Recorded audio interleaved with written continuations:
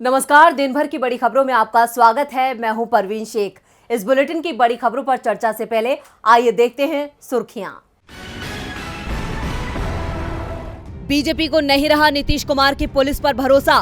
बिहार के 10 बीजेपी नेताओं की सुरक्षा करेगी सीआरपीएफ। केंद्र ने दी वाई कैटेगरी की सुरक्षा। सीएम नीतीश के पास है बिहार में गृह मंत्रालय। बिहार में 20 जून तक अब दिन में नहीं चलेंगी ट्रेनें। रात 8 बजे से सुबह 4 बजे तक ही राज्य में होगा रेल का संचालन। अग्निपथ योजना के चलते गुस्साए छात्रों का निशाना बन रही है रेल।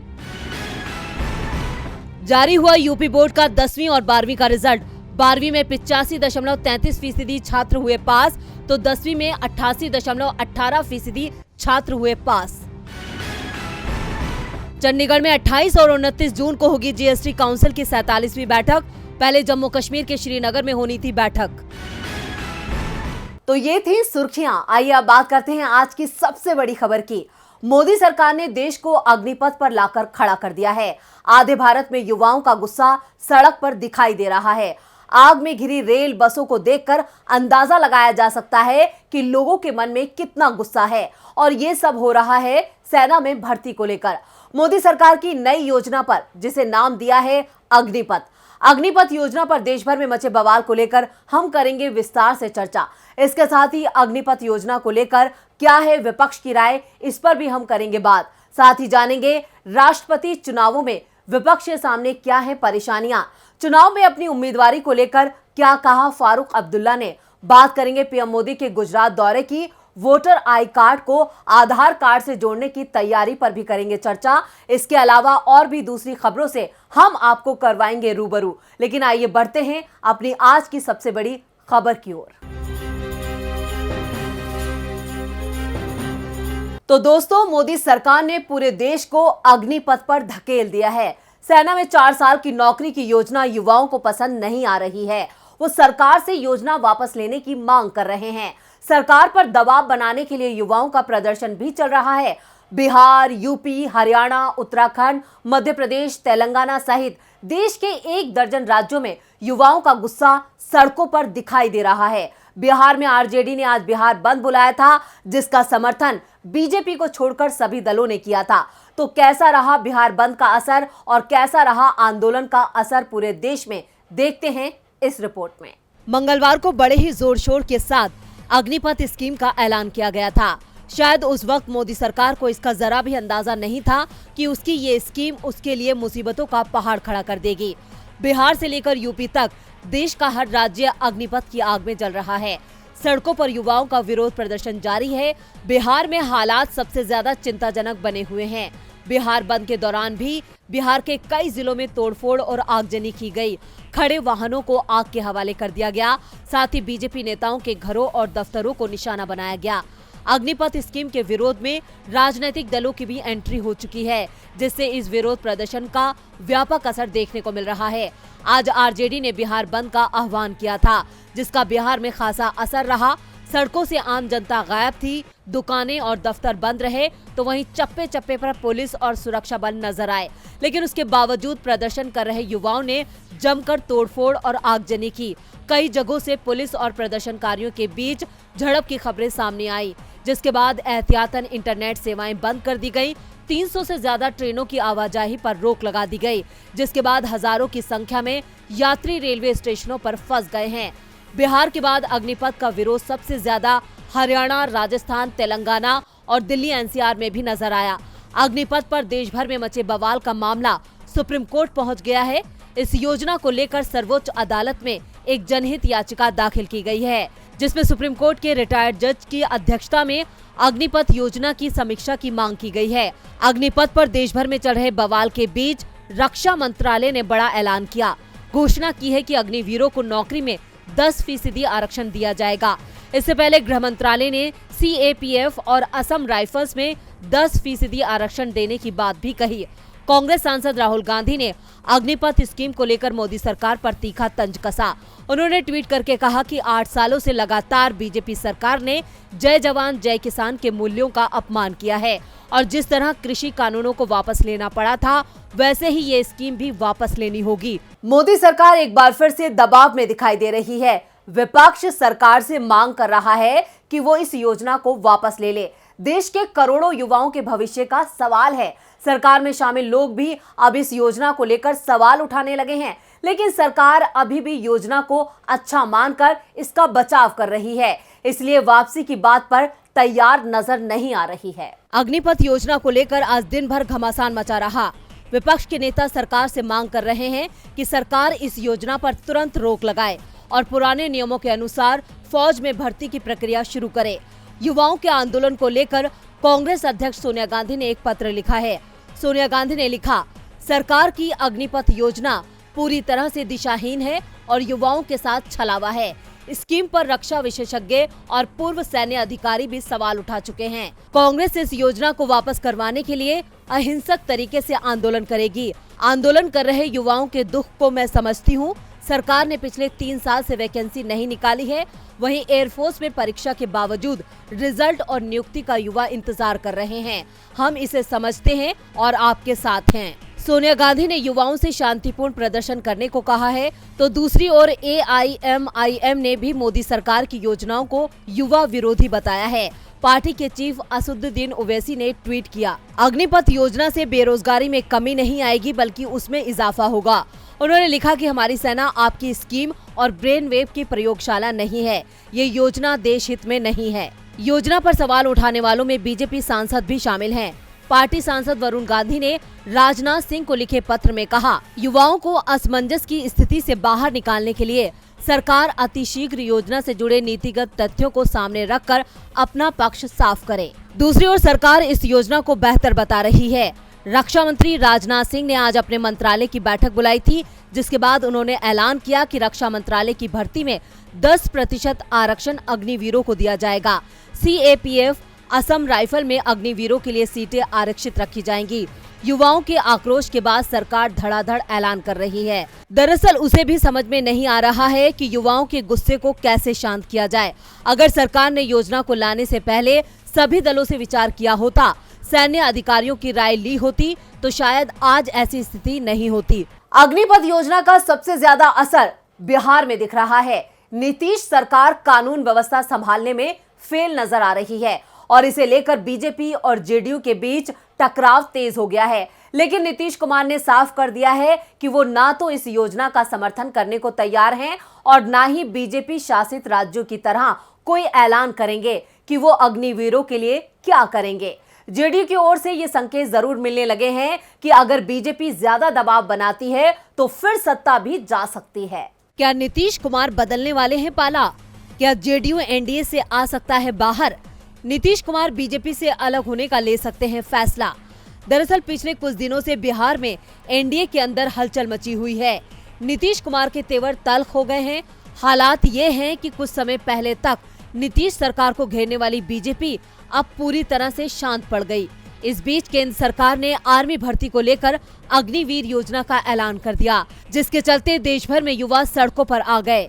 इसका सबसे ज्यादा असर बिहार पर देखा जा रहा है। बीजेपी शासित राज्य तो अग्निवीरों के लिए सरकारी नौकरियों में 10% आरक्षण की व्यवस्था करने की बात कह रहे हैं। केंद्र सरकार के तमाम विभागों में भी ऐसी तैयारी चल रही है, लेकिन बिहार में नीतीश सरकार ने साफ कर दिया है कि वो ऐसा कोई फैसला नहीं ले रहे हैं। यानी जिस तरह से दूसरी गैर बीजेपी शासित राज्यों की सरकार मोदी सरकार को अग्निवीर योजना में राहत देने को तैयार नहीं है, वैसा ही बिहार की नीतीश सरकार भी कर रही है।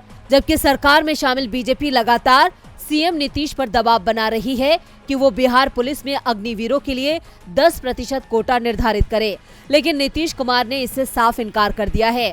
उल्टा जेडीयू के विचार अग्निपथ योजना को लेकर तेजस्वी यादव से मिल रहे हैं। दोनों ही पार्टियां अग्निपथ योजना वापस लेने की मांग कर रही हैं। ऐसे में एक बार फिर तेजस्वी और नीतीश कुमार साथ आते दिख रहे हैं।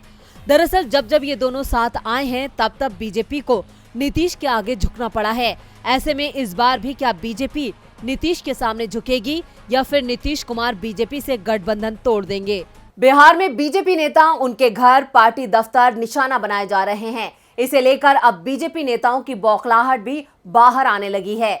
बीजेपी अध्यक्ष संजय जायसवाल ने तो नीतीश कुमार को सीधे सीधे निशाने पर लेते हुए कह दिया कि उनकी पुलिस किसी काम की नहीं है। गृह मंत्रालय नीतीश कुमार के पास ही है। ऐसे में बीजेपी और जेडीयू के रिश्ते और खराब होते दिख रहे हैं। एनडीए गठबंधन बिखरता दिख रहा है तो विपक्षी मोर्चे से भी अच्छी खबरें नहीं आ रही हैं। विपक्ष मोर्चे को राष्ट्रपति पद का मजबूत उम्मीदवार नहीं मिल रहा है। फारूक अब्दुल्ला को प्रस्ताव दिया गया था उम्मीदवार बनने के लिए। इस पर फारूक अब्दुल्ला ने क्या जवाब दिया, देखिए ये रिपोर्ट। राष्ट्रपति चुनाव में विपक्ष का उम्मीदवार कौन होगा, अभी ये साफ नहीं हो पाया है। शरद पवार के नाम पर सभी दलों ने सहमति तो जता दी थी, लेकिन एनसीपी प्रमुख ने बैठक में ही चुनाव लड़ने से इनकार कर दिया। इसके बाद महात्मा गांधी के पोते गोपाल कृष्ण गांधी और जम्मू कश्मीर के पूर्व सीएम फारूक अब्दुल्ला के नाम पर चर्चा तेज हुई। दोनों ने ही इस मामले में विचार करने के लिए थोड़ा वक्त मांगा और अब खबर आ रही है कि फारूक अब्दुल्ला भी विपक्षी दलों के इस प्रस्ताव को स्वीकार करने को तैयार नहीं दिख रहे हैं। विपक्ष का राष्ट्रपति उम्मीदवार बनने से फारूक ने भी इनकार कर दिया है।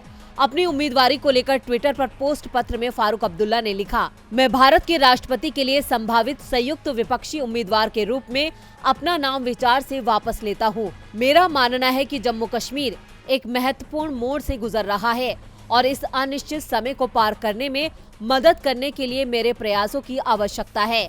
मेरे आगे बहुत अधिक सक्रिय राजनीति है और मैं जम्मू कश्मीर और देश की सेवा में सकारात्मक योगदान देने के लिए तत्पर हूँ। मेरा नाम प्रस्तावित करने के लिए मैं ममता दीदी का आभारी हूँ। मैं उन सभी वरिष्ठ नेताओं का भी आभारी हूँ जिन्होंने मुझे अपना समर्थन दिया। फारूक अब्दुल्ला ने कहा कि उन्हें विपक्षी नेताओं से उनकी उम्मीदवारी के समर्थन की पेशकश करने वाले कई फोन आए, लेकिन फिलहाल वो इसके लिए तैयार नहीं है।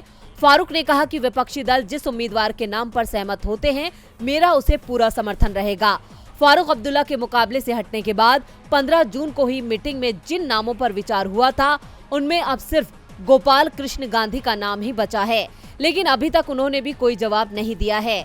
ऐसे में इस बात की संभावना जताई जा रही है कि विपक्ष की अगली बैठक में कुछ और नामों पर विचार हो सकता है। विपक्ष को अब नए सिरे से उम्मीदवारों के नामों पर विचार करना होगा। पवार ने विपक्षी दलों की बैठक बुलाई है। ऐसे में सभी की नजरें इस बैठक पर होंगी कि राष्ट्रपति चुनाव के लिए किस उम्मीदवार के नाम पर विपक्षी दल सहमत होते हैं।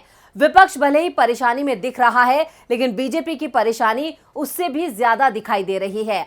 हरियाणा में निकाय चुनाव के लिए वोटिंग होनी है और उससे पहले ही राज्य में बीजेपी के खिलाफ बड़ा आंदोलन शुरू हो गया है। हरियाणा में 19 जून को नगर निकाय चुनाव होने वाले हैं, जिसके लिए बीजेपी ने पूरी ताकत झोंक रखी थी, लेकिन आखिरी वक्त में अग्निपथ की चिंगारी ऐसी भड़की कि बीजेपी के अरमानों को वो खाक करती नजर आ रही है। सड़क से लेकर रेलवे स्टेशन और बस स्टैंड तक युवाओं के प्रदर्शन से साफ है कि उनके मन में बीजेपी के लिए काफी रोष है। दरअसल केंद्र सरकार की तरफ से फौज में भर्ती को लेकर अग्निपथ स्कीम का ऐलान किया गया है, जिसमें युवाओं को 4 साल के लिए देश की सेवा का मौका मिलेगा। इसके जरिए अच्छा वेतन और सुविधाओं के साथ फौज के आधुनिकीकरण का दावा किया गया है, लेकिन फौज में भर्ती की इस स्कीम को लेकर देश के कई राज्यों में बवाल छिड़ गया है। बिहार से लेकर राजस्थान और हरियाणा तक लोगों का जबरदस्त विरोध देखने को मिल रहा है। स्कीम के खिलाफ छात्रों की ये नाराजगी चुनाव में बीजेपी को भारी पड़ सकती है। दूसरी तरफ बीजेपी जेजेपी सरकार के खिलाफ सत्ता विरोधी लहर भी रहेगी, जहां आम आदमी पार्टी भी सत्ता पक्ष को कड़ी चुनौती पेश कर रही है। वहीं कांग्रेस के उम्मीदवार पार्टी के चुनाव चिन्ह पर इलेक्शन नहीं लड़ रहे हैं। कांग्रेसी निर्दलीय के तौर पर चुनावी ताल ठोकेंगे, जिसका फायदा पार्टी को मिल सकता है। वहीं विपक्षी दलों ने बीजेपी को घेरने के लिए लोगों की भावनाओं को भुनाने का फैसला किया है। विपक्ष की तैयारियों के बीच बीजेपी नेतृत्व चिंतित है कि वर्तमान अग्निपथ विरोध 3 कृषि कानूनों के खिलाफ किसानों के आंदोलन का रूप ले सकता है। अगर वाकई ऐसा हुआ तो बीजेपी को मुंह की खानी पड़ सकती है। अब देखना होगा कि क्या अग्निपथ की आग क्या बीजेपी के अरमानों को करेगी राख। हरियाणा में बीजेपी मुश्किल में दिख रही है। उसे युवाओं के गुस्से का डर दिख रहा है, लेकिन देश के पीएम नरेंद्र मोदी को डर किसी और बात का लग रहा है। वो एक बार फिर गुजरात पहुंच गए। दरअसल गुजरात में इसी साल के अंत में विधानसभा चुनाव होने हैं। चुनावों को देखते हुए पीएम के गुजरात दौरे तेज हो गए हैं और इस बार दौरा तो मां से जुड़ा हुआ था। देश के प्रधानमंत्री नरेंद्र मोदी की मां हीराबेन मोदी आज अपनी जिंदगी के 100वें साल में प्रवेश कर गई हैं। उनके इस यादगार दिन को और खास बनाने के लिए खुद पीएम मोदी आज सुबह गांधीनगर में अपने भाई पंकज मोदी के घर पहुंचे और मां को जन्मदिन की बधाई दी। वहां पहुंचकर पीएम ने मां हीराबेन के चरण पखार कर आशीर्वाद लिया। इसी आशीर्वाद के बाद पीएम मोदी अपने चुनावी दौरे पर निकल पड़े। आपको बता दें कि गुजरात में इस साल के आखिर में विधानसभा के चुनाव हैं, जिसके प्रचार की कमान पीएम मोदी ने संभाल रखी है। पीएम मोदी एक हफ्ते के अंदर दूसरी बार गुजरात पहुंचे थे। 2 दिन के दौरे पर बीते दिन गुजरात पहुंचे पीएम मोदी ने आज एक जनसभा को भी संबोधित किया। देश के विकास में गुजरात के योगदान पर बात करते हुए पीएम मोदी ने कहा कि आज सदियों बाद पावागढ़ मंदिर में एक बार फिर से मंदिर के शिखर पर ध्वज फहरा रहा हूं। ये शिखर ध्वज केवल हमारी आस्था और अध्यात्म का प्रतीक नहीं है। आज भारत के आध्यात्मिक और सांस्कृतिक गौरव पुनः स्थापित हो रहे हैं। आज नया भारत अपनी आधुनिक आकांक्षाओं के साथ साथ अपनी प्राचीन पहचान को भी जी रहा है, उन पर गर्व कर रहा है। पीएम मोदी ने पावागढ़ में महाकाली मंदिर के दर्शन किए और कहा कि पावागढ़ में बढ़ रही सुविधाओं ने मुश्किल दर्शनों को आसान कर दिया है। पीएम मोदी ने वडोदरा में गुजरात गौरव अभियान रैली को भी संबोधित किया। रेलवे परियोजनाओं के अलावा पीएम ने प्रधानमंत्री आवास योजना के अंतर्गत 1.41 लाख घरों का भूमि पूजन और ई लोकार्पण किया। आपको बता दें कि पीएम मोदी ने आज गुजरात पर सौगातों की बारिश कर दी। पीएम ने 21,000 करोड़ रुपए की विभिन्न विकास परियोजनाओं का शिलान्यास और लोकार्पण किया, जिसमें करीब 16,332 करोड़ रुपए की 18 रेलवे परियोजनाएं भी शामिल हैं, जिसके अंतर्गत नई ट्रेनों को हरी झंडी दिखाना, नया माल ढुलाई गलियारा, रेलवे स्टेशनों का पुनर्विकास और गेज परिवर्तन शामिल है। अब पीएम मोदी की ये सौगातें गुजरात में बीजेपी के लिए क्या रंग लाती हैं, ये तो चुनावों के बाद ही पता चल पाएगा। और बुलेटिन के आखिर में बात आधार कार्ड को वोटर कार्ड से जोड़ने की तैयारी की। आधार को पैन कार्ड से लिंक करना पहले से ही जरूरी था, लेकिन अब सरकार ने आधार कार्ड को वोटर आईडी से भी लिंक करना जरूरी कर दिया है। सरकार के इस फैसले से किसी व्यक्ति के पास सिर्फ एक वोटर आईडी कार्ड होगा और एक से ज्यादा वोटर आईडी कार्ड रखने वालों की पहचान करने से फर्जी कार्ड को खत्म करने में मदद मिलेगी। तो क्या अब वोटर कार्ड की जगह लेगा आधार कार्ड? देखते हैं ये रिपोर्ट। 2024 में लोकसभा के चुनाव होने वाले हैं, लेकिन उससे पहले कई राज्यों में विधानसभा के चुनाव भी हैं।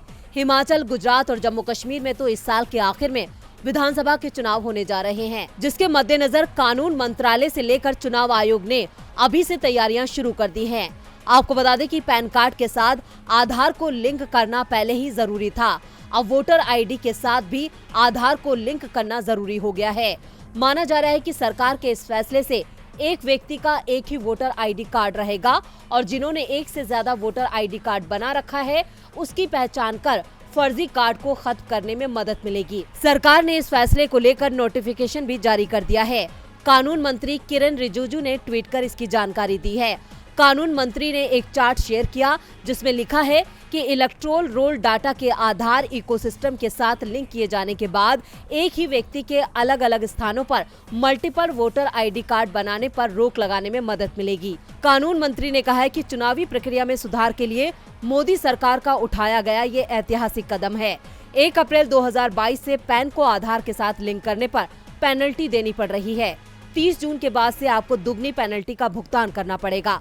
दरअसल 1 अप्रैल 2022 से पैन नंबर के आधार से लिंक करने पर 500 रुपए पेनल्टी भरना होता है, लेकिन 30 जून 2022 तक लिंक नहीं करने पर 1 जुलाई से 1000 रुपए पेनल्टी देनी होगी। पैन कार्ड के बाद अब IRCTC अकाउंट भी आधार से लिंक होगा। IRCTC की आईडी से 1 महीने में सिर्फ 6 टिकट ही बुक होते थे। अब रेलवे ने उसकी लिमिट बढ़ाकर 12 टिकट कर दी है, लेकिन अगर आप हर महीने 24 टिकट बुक कराना चाहते हैं तो आपको अपने IRCTC अकाउंट को आधार से लिंक कराना होगा। तो आज इस बुलेटिन में बस इतना ही। देखते रहिए DB लाइव। नमस्कार।